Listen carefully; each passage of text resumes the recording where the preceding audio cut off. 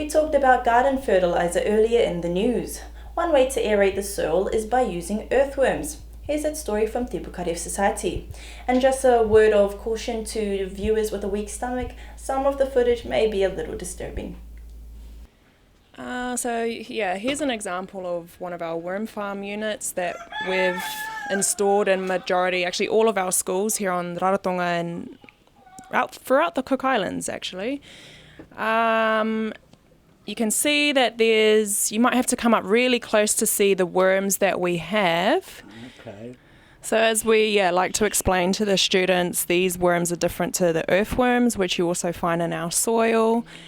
They're a lot skinnier, thinner than the earthworms, and these ones, which are typically found in your top soil layer, are the ones that actually go through organic material and do the whole decomposing process.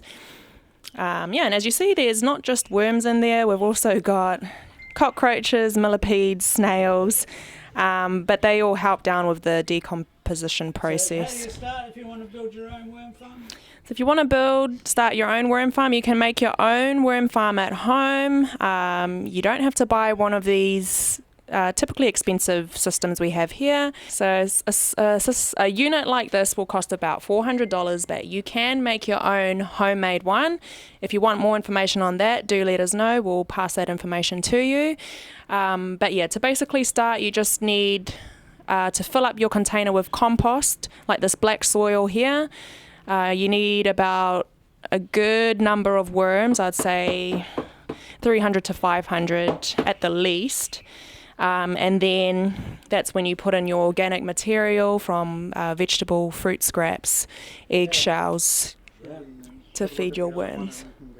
So the other neat thing about a worm farm unit is that it produces this liquid fertilizer gold that you see at the bottom here, also known as worm tea or worm wee.